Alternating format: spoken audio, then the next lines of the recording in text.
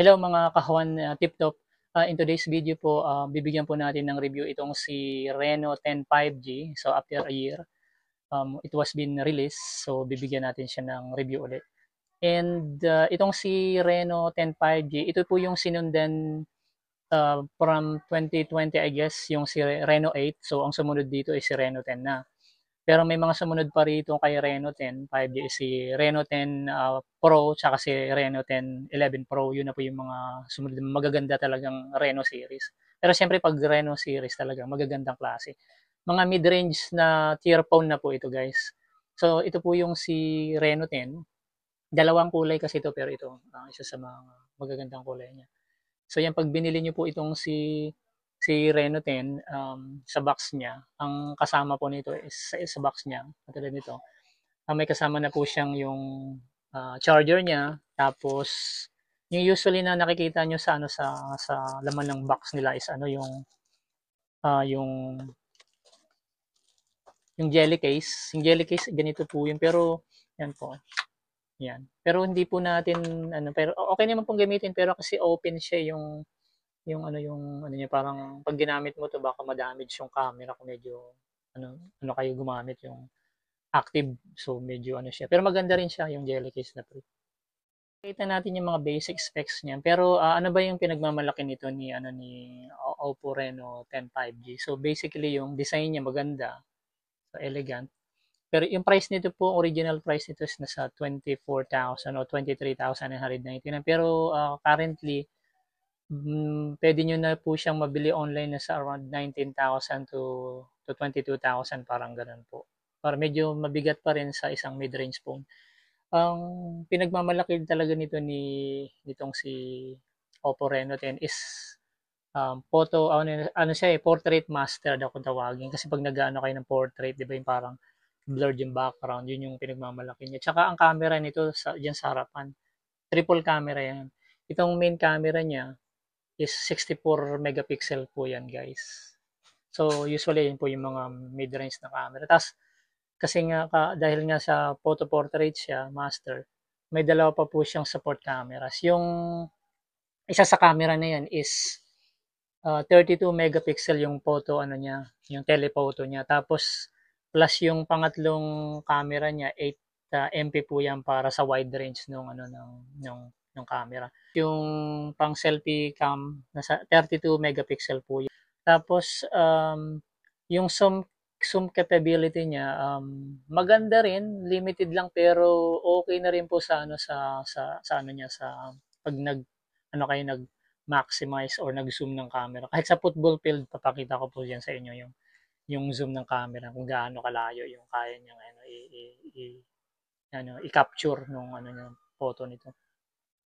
Tapos ano po siya, yung curve na po yung ano nito, yung ano niyan, yung glass. Pero kasi pag mga curve, medyo sensitive rin. And then, durability ng battery is nasa 4 years ang durability ng battery nito guys. And then, when it comes to volume capabilities, nasa 200 po yung increase ng volume nito. Pag binolume nyo to, kaya nyo isagin ng to 200, 200% volume. Sa mga low range, nasa ano lang yan, nasa 100 to 150. Pero kasi mid-range siya. So, itong capability nito, nasa 200 po. And then, sa physical niya, nasa 185 grams po siya. So, usual na bigat ng mga mid-range phone.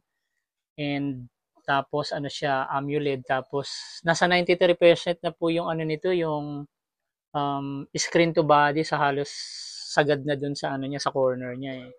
Tapos ang color nito nasa 1.7 billion colors. So talagang ano yung um, high definition po siya. Tapos yung ultra yung ano nito, yung refresh rate nasa 100 hertz na, so na mabilis.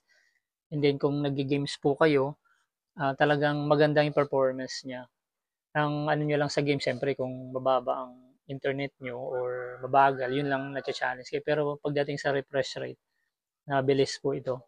Pang gaming na rin po siya. Kung hindi naman talaga yung nagre-require ng high performance na phone. So ang mid-range, itong mid-range na phone ni Oppo is maganda po sa gaming. Yung ano po nito, yung memory po. ano, nasa 8 GB na yung ano niya, yung RAM 8 GB, tapos yung memory is 256 GB. So, I guess mayroon pang 125, pero yung 256 siyempre yun na yung mas maganda, mas malawak. Tapos Type-C siya, ito po yung mga port, yan. Ito po yung port ng Type-C. And then, andito na rin po yung slot niya nung SIM card. Ang ano lang po rito, medyo challenge. Kasi isa lang po yung ano nito eh, yung parang dalawang slot lang to, kabilaan lang. Hindi siya mahaba, isang ganun lang kasi iba mahaba, di ba? Dalawang slot ng SIM card. Dito po, isang slot lang po ng SIM card niya, kaya isang SIM card lang pwedeng gamitin yun, tsaka memory card, yun lang. Yun lang yung medyo challenge. Pero when it comes to battery capabilities, 5,000 mAh, ang charging power nito guys, 67 watts, talagang mabilis. So kapag chinarge nyo, hindi nyo kailangan mag-antay ng matagal. Hindi katulad ng mga low range phone, di ba? 10% power charges. Ang tagal, aabot yan ng 3 hours bago mapuno. Ito sandali lang, ilang minutes lang po, nasa 50% na to.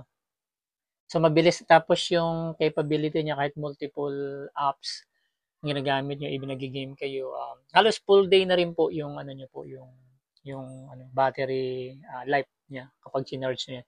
Hindi pag charge niya, siyempre mabilis, di ba? So overall use dun sa mga main na pinagagamitan natin ng phone, maganda yung ano niya, performance niya so far yan. Pero kung naghahanap pa po kayo ng mas matataas na range pa ng phone with the Reno, so Reno series. So yan na po si Reno 11, Reno 11 Pro, Reno 10 Pro. Talagang enhanced na po yung mga ano niyan, yung mga features niyan. So yun yung sinundan nito ni Reno 10. And yeah, overall reviews, so maganda po yung ano niya, yung performance ng Reno 10 series. Especially itong si Reno 10 5, especially if you love photo or video.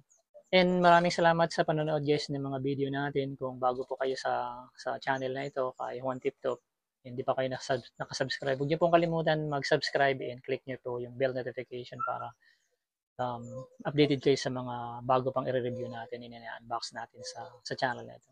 Maraming salamat guys, and thanks so much for watching.